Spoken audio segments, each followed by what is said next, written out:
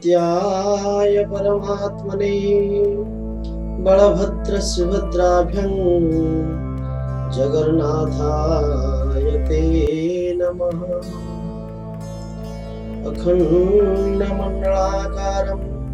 व्याप्तजेनं चराचरं तत्पदं दर्शितं येनं तस्मै श्री गुरवे नमः। गुरु ब्रह्मा गुरु विष्णु गुरुदेव महेश्वरा गुरु साक्षात् परम ब्रह्म तस्मै श्री गुरवे नमः। शान्ताकारं भुजगशयनं पद्मनाभं सुरेशं विश्वाधारं गगनसदृशं मेघवर्णं शुभांगं लक्ष्मीकान्तं कमलनयनं योगिर्विद्यानगम्यं वन्दे विष्णु भवभयहरं सर्वलोकैकनाथं सर्वलोकैकनाथम्। हरि शरणं हरि शरणं हरि शरणं। आज हम गीता के बारे में कुछ आलोचना करेंगे। श्रीमद् भगवद गीता के विषय में कहने वाला हूं। गीता, क्योंकि मैं प्राय गीता के ही वातावरण में रहता हूं। गीता यानी मेरे प्राण तत्व है। जब मैं गीता के संबंध में किसी से बात करता हूं तो गीता सागर पर तैरता हूं, और जब अकेला रहता हूं तब उस अमृत सागर में गहरी डुबकी लगाकर बैठ जाता हूं। तो इस गीता माता का चरित्र में हर रविवार को आपको सुनाऊं, यह तय हुआ है। तो गीता की योजना महाभारत की गई है। गीता महाभारत के मध्य भाग में एक ऊंचे दीपक की तरफ स्थित है, जिसका प्रकाश सारे महाभारत पर पड़ रहा है। एक और 6 पर्व और दूसरी ओर 12 पर्व। इनके मध्य भाग में इसी तरफ 1 और 7 अक्षौहिणी सेना और दूसरी ओर 11 अक्षौहिणी सेना। उनके भी मध्य भाग में गीता का उपदेश दिया जा रहा है। महाभारत और रामायण हमारे राष्ट्रीय ग्रंथ हैं। उनमें वर्णित व्यक्ति हमारे जीवन में एक रूप हो गए। राम, सीता, धर्म, द्रौपदी, भीष्म, हनुमान इत्यादि। रामायण महाभारत के चरित्र से सारे भारतीय जीवन आज हमारे वर्षों से अभिमंत्रित सा हुआ है। तो संसार के इतर महाकाव्यों के पत्र इस तरह लोग जीवन में धुले मिले नहीं दिखाई देते। तो इस दृष्टि से महाभारत और रामायण निसंदेह अद्भुत ग्रंथ है। रामायण आदि एक मधुर नीति काव्य है और महाभारत एक व्यापक समाज शास्त्र है। व्यासदेव ने 1,00,000 संहिता लिखकर असंख्य चरित्रों और चरित्रों का यथावत चित्रण बड़ी कुशलता से किया है। बिल्कुल निर्दोष तो सिवा एक परमेश्वर के कोई नहीं है, लेकिन उसी तरह केवल दोष में भी इस संसार में कोई नहीं है। यह बात महाभारत बहुत स्पष्टता से बता रहा है। इसमें जहां भीष्म, युधिष्ठिर जैसे के दोष दिखाई देते हैं और दूसरी ओर कर्ण, दुर्योधनादि के गुणों पर भी प्रकाश डाल गया है। महाभारत बताता है कि मानव जीवन सफेद और काले तंतुओं का एक पट्ट है। अलिप्त रहकर भगवान व्यास जगत के विराट संसार के छाया प्रकाश में चित्र दिखलाते हैं तो व्यासदेव के इस अत्यंत अल्पित उदात्त ग्रंथन कौशल के कारण महाभारत ग्रंथ मानो एक सोने की बड़ी भारी खान बन गया है। उसका शोधन करके भरपूर सोना लूट लिया जा रहा है। तो व्यासदेव ने इतना बड़ा महाभारत लिखा, परंतु उन्हें खुद अपना कुछ कहना था या नहीं? अरे अपना कोई खास संदेश किसी जगह उन्होंने दिया है? किसी स्थान पर व्यासदेव की समाधि लगी है, तो स्थान स्थान पर तत्वज्ञान व उपदेश के जंगल महाभारत में आए, परंतु इस सारे तत्व ज्ञान का, उपदेश का और समुच ग्रंथ का सारभूत रहस्य भी उन्होंने कहीं लिखा है। लिखा है समग्र महाभारत का नवीनत व्यासदेव जी ने श्रीमद् भागवत में निकाल कर रखा है। गीता व्यासदेव की प्रधान सिखावन व उनके मनन का सार संचय। इसी के आधार पर व्यास मैं मुनियों में हूं, यह भी बहुत अर्थपूर्ण साबित होने वाले हैं। तो गीता के प्राचीन काल से उपनिषद की पदवी मिली हुई है, तो गीता उपनिषदों का भी उपनिषद, क्योंकि समस्त उपदेशों को दुहकर यह गीता रूपी दूध भगवान ने अर्जुन के निमित्त से संसार को दिया है। जीवन के विकास के लिए आवश्यक प्राय प्रत्येक विचार गीता में आ गया। इसीलिए अनुभवी पुरुषों ने यथार्थ ही कहा, देखिए गीता धर्म ज्ञान का एक कोश है। गीता हिंदू धर्म का एक छोटा ही परंतु मुख्य ग्रंथ है। तो ये तो सभी जानते हैं कि गीता श्री कृष्ण ने कही है। तो इस महान सिखावन को सुनने वाला भक्त अर्जुन इस सिखावन से इतना समरस हो गए कि उसे भी कृष्ण संज्ञा मिल गई। भगवान और भक्त का यह हृदयगत प्रकट करते हुए व्यासदेव इतने एक रस हो गए कि लगे उन्हें भी श्री कृष्ण नाम से जानने लगे। कहने वाला कृष्ण, सुनने वाला भी कृष्ण, रचने वाला कृष्ण। यह तो इस तरह इन तीनों में मानो उद्भव उत्पन्न हो गया, मानो तीनों की समाधि लग गई। तो गीता के अभ्यास को ऐसे ही एकाग्र होना चाहिए। कुछ लोगों का ख्याल है कि गीता का आरंभ दूसरे अध्याय से समझना चाहिए, क्योंकि दूसरे अध्याय के 11वें श्लोक से प्रत्येक उपदेश की शुरुआत होती है, और तो वहीं से आरंभ क्यों न समझना।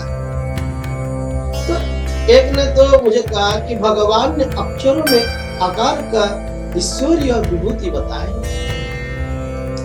तो इधर अशोच्यानन्य शोचस्तम के प्रारंभ में अनायास आकार आ गया, अतः वहीं से प्रारंभ आरंभ माना लेना चाहिए।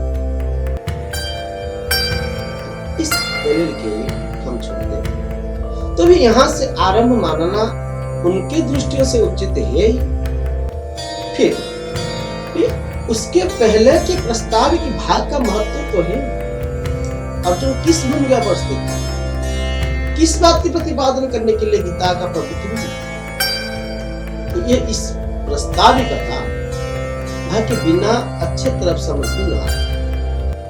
तो कुछ लोग कहते हैं कि अर्जुन का कैबल्य क्लेब दूर करके उसे युद्ध में प्रवृत्त करने के लिए गीता कही। तो उनके मत में गीता केवल कर्मयोग है नहीं बताते, केवल कि युद्ध योग का भी प्रतिपादन करते। पर जरा विचार करने पर इस कथन की कुल हमें दिख जाएगी। 18 अक्षौहिणी सेना लड़ने के लिए तैयार थी, तो क्या हम यह कहेंगे कि सारी गीता सुनकर भगवान ने अर्जुन को उस सोने का लायक बना?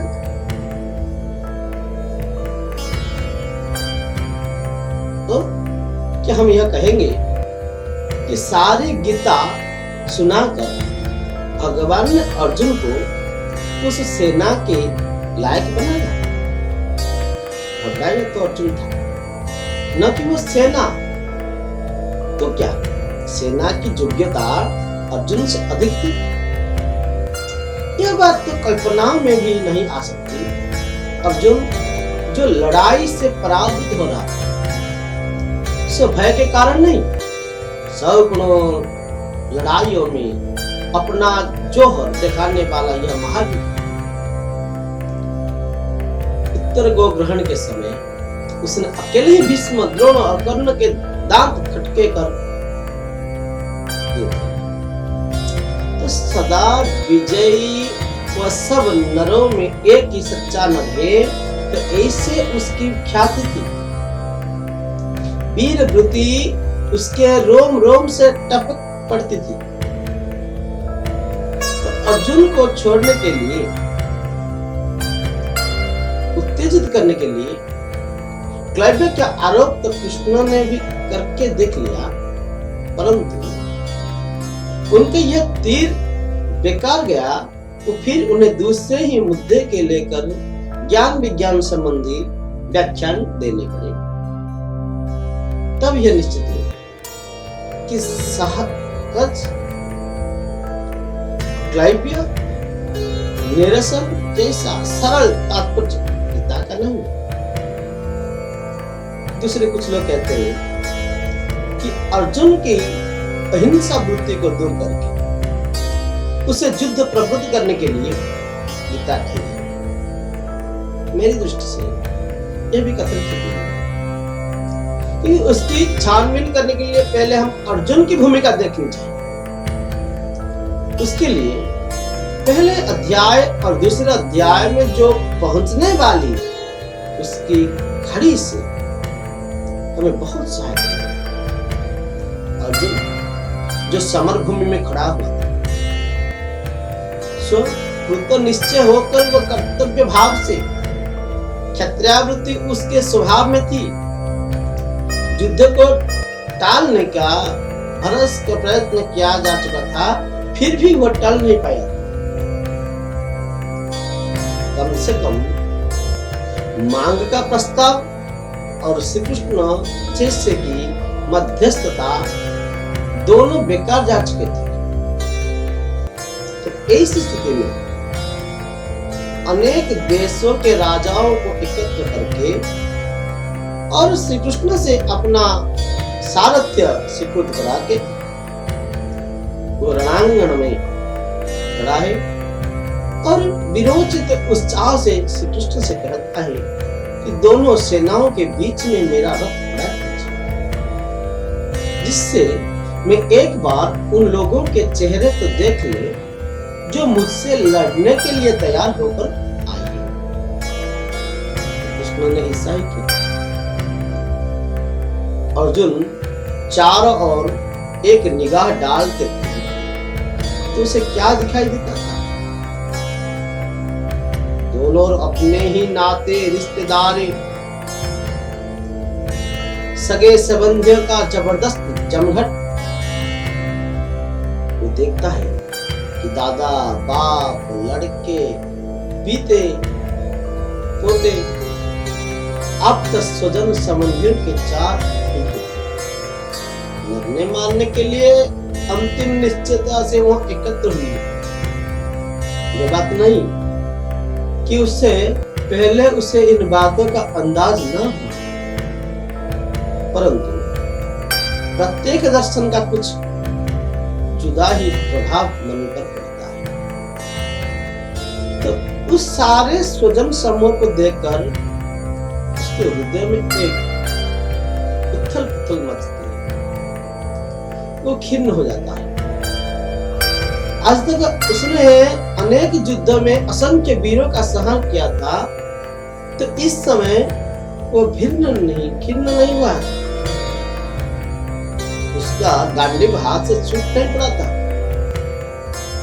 शरीर में कंप नहीं होने लगा था,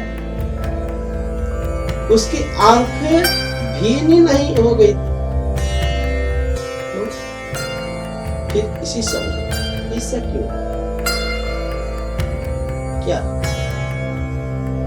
अश्व की तरफ उसके मन में अहिंसा वृत्ति उदय होगी? नहीं, ये तो केवल स्वजन शक्ति का, स्वजन में आसक्ति है। इसलिए यदि गुरु, बंधु और आप्त सामने न होते तो उसने शत्रुओं के मुंड गेंद की तरफ उड़ा दिया था। परंतु इस आसक्ति जनित मोह ने उसकी कर्तव्य और निष्ठा को ग्रस लिया और तब उसे तत्वज्ञान याद हो गया। कर्तव्यनिष्ठ मनुष्य के मोहग्रस्त होने पर भी नग्न खुलमुखला कर्तव्य उसे सहन नहीं। ये कोई सद्विचार उसे पहनाता है। यही हाल अर्जुन का हुआ। अब यह छोटी मोटी प्रतिपादन करने लगा कि युद्ध ही वास्तव में एक पाप है। युद्ध से कुलक्ष्य होगा, धर्म का लोप होगा।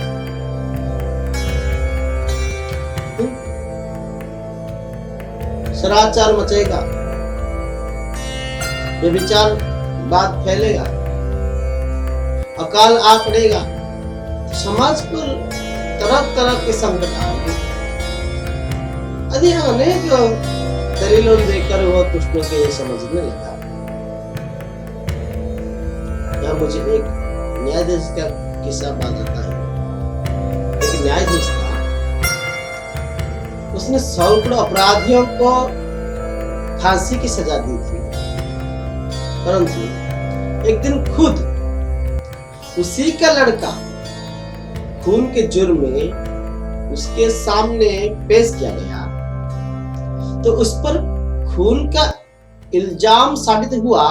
वो खुद अपने ही लड़के का फांसी की सजा देने के नौबत उस पर आ गई। तब वो हिचकिने लगा। तो बुद्धिवाद धार्मिक इसकी सजा बड़ी अमानुष है। ऐसी सजा देना मनुष्य का स्वभाव नहीं है। तो इससे अपराधी के सुधरने की आशा नष्ट हुआ। खून करने वाले ने भावना के आवेश में जोश और उत्तेजना में खून कर डाला, परंतु उसकी आंखों पर से खून का जनून उतर जाने पर इस व्यक्ति को सजिंदगी के साथ फांसी के पैर पर चढ़ाकर मार डालना समाज की मनुष्यता के लिए बड़ी लज्जा की बात है, बड़ा कलंक है।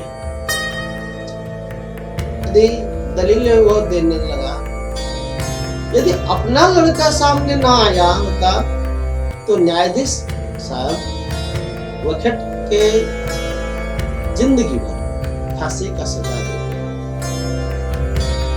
किंतु न्यायाधीश अपने लड़के के ममत्व के कारण ऐसी बात करने लगे। वो आवाज आंतरिक नहीं थी, वो अस्तित्व जनित थी। ये मेरा लड़का है। इस ममत्व से वो बांग निकला। तो अर्जुन की गति भी इस न्यायाधीश की तरफ हुई। उसने जो दलील दी थी वो गलत नहीं थी। पिछले महायुद्ध में सारे संसार में ठीक इन्हीं परिणाम को प्रत्येक देखा है। परंतु सोचने की बात यह है कि वो अर्जुन का तत्व ज्ञान नहीं, किंतु कोरा प्रज्ञावाद था। कृष्ण इसे जानते थे, इसीलिए उन्होंने उन पर जरा भी ध्यान न देकर सीधा उसके मोहनाश का उपाय किया। अर्जुन यदि सचमुच अहिंसावादी हो गया तो उसे किसी ने कितना ही अवान्तर ज्ञान विज्ञान बताए होता तो भी असली बात का जवाब मिले बिना उसका समाधान ना हुआ।